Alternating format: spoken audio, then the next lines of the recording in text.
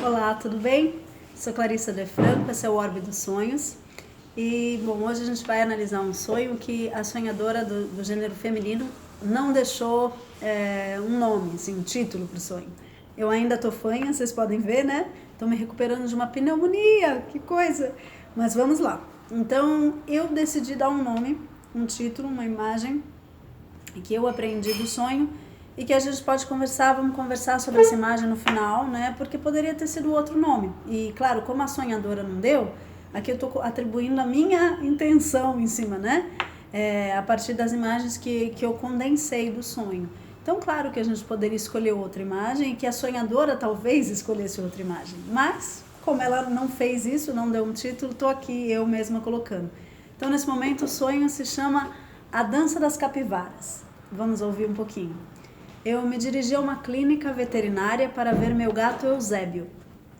No caminho, que parecia ser a Marginal Pinheiros, vi um grupo de 7 capivaras. Parei para observá-las porque achei muito fofinho. Foi quando 6 delas alçaram voo. Pensei, como pude confundir capivaras com galinhas da Angola? Não sei se galinhas da Angola conseguem voar tanto, na verdade. Mas depois eu vi que eram capivaras mesmo, e elas foram parar em um prédio envidraçado. Todas as capivaras, inclusive a que ficou no chão, começaram a fazer movimentos como se fossem uma dança. Giravam, em contato com o chão ou com a vidraça, conforme o grupo, e abriam e fechavam as patas como se abraçassem o próprio corpo.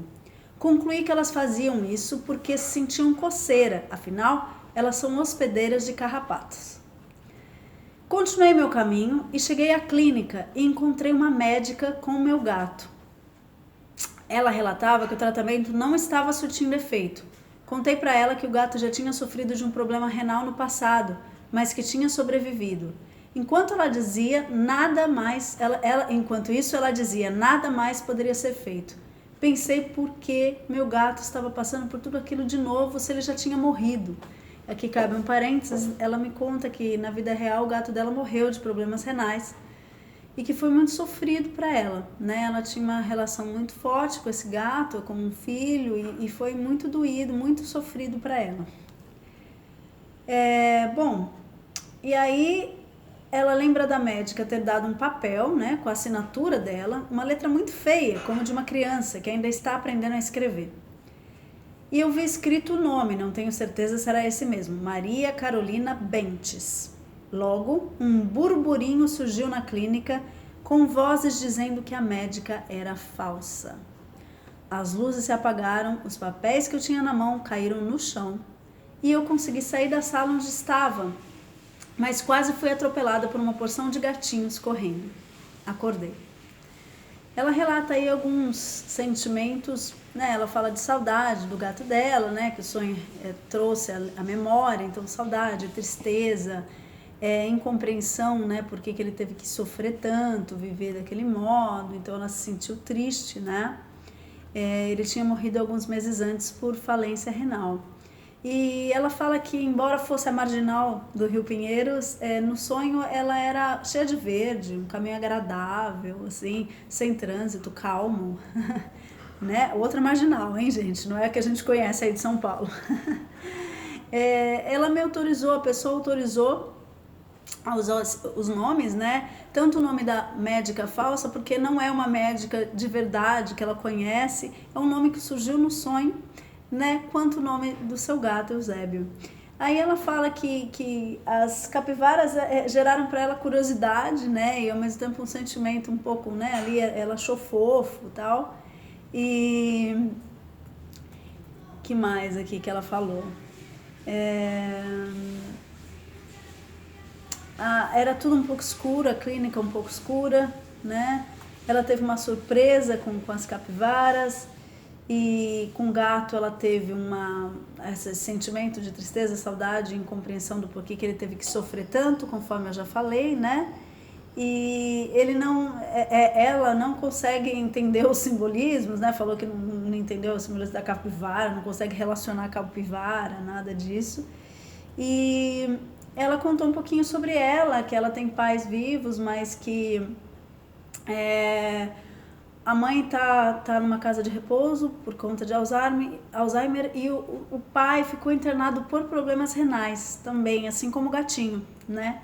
E, bom, enfim, ela tem aí outro irmão, tem uma filha que vive com ela se separou recentemente também e é jornalista, né?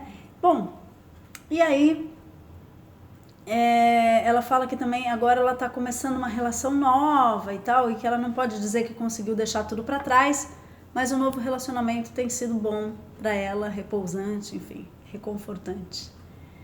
E a gente pensando aqui nos sonhos, lembrando que sempre que a gente vai pensar num sonho, a gente faz aquele movimento, a gente escuta o simbolismo, né, da pessoa sonhadora, né, o modo como ela trata, os sentimentos que tem ali, a maneira como os símbolos estão ligados à história dela. Aí a gente vai buscar esses significados no coletivo, nos mitos, enfim, nas histórias, né, da humanidade, nos personagens que realmente existem na cultura, enfim, todo esse processo, né, maior que o Jung chama de amplificação simbólica, e depois a gente volta para fazer essa integração de conteúdos, né? Então a imagem do sonho se inicia com um movimento à clínica. A clínica é um lugar de se curar, né? Então a ideia de estar em movimento traz a perspectiva de caminho, de mudança, de fluidez, de dinamismo, né? Algo está em movimento para essa sonhadora e é um movimento na direção da cura, né? Na direção da clínica, que é um lugar de cura. Então é um bom início, uma boa imagem para a gente considerar no início do sonho, né? E o caminho é pela marginal, né? Ou seja, você tem andado, no caso a sonhadora, né? Tem andado à margem de algo, né? Vamos pensar, né? A margem de quê? Das suas dores, talvez pela perda do gato, pela perda do casamento, que ela também relatou que foi dura. Quer dizer, aí eu falo, observe internamente e metaforicamente qual é a margem que você tem escolhido percorrer para se apartar de qual rio, né? O rio normalmente aí tá ligado às águas, às emoções mais profundas, o inconsciente, aquilo que a gente não consegue controlar e quando mergulha ali arrasta a gente, né? E aí tá indo pela margem, tá margeando, ou seja, não tá mergulhando, tá margeando, mas fica ali perto, fica com aquelas emoções ali tão pertinho, tá vendo aquelas emoções, né? E ficando à margem, pode ser que haja um movimento de autodefesa, né, para evitar mergulhar nas águas que não podem ser controladas e que trazem emoções intensas. A gente tem que pensar que ela está num processo de luto pela perda do gato, que para ela era um filho, e também pela perda do casamento, né? É claro que a gente sabe que ela não iria para a clínica pelo rio, né, de carro pelo rio, isso não. Mas pensar que essa ideia de marginal, ela também é uma imagem que a gente tem que considerar aqui, né?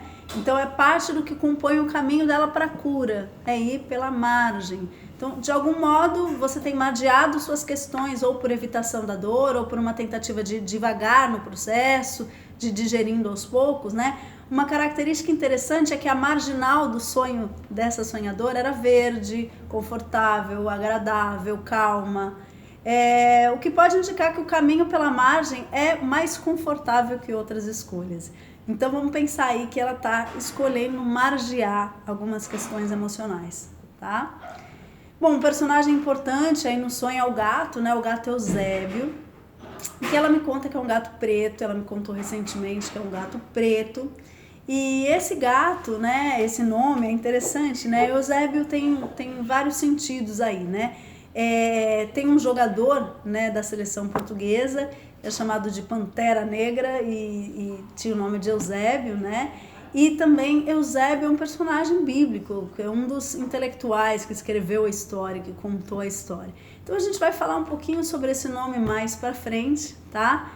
Quando chegar a hora de integrar os processos, mas é interessante a gente pensar que ele já tem um sentido aí, né? A ideia do gato, né, além do gato pessoal, né, o gato Eusébio trazer os sentimentos ambíguos, né, saudade, incompreensão, tristeza e também amor, o gato é um simbolismo cultural muito rico, né? Ele é venerado em várias culturas, remete-se a mistério, a espiritualidade, a sabedoria, a intuição.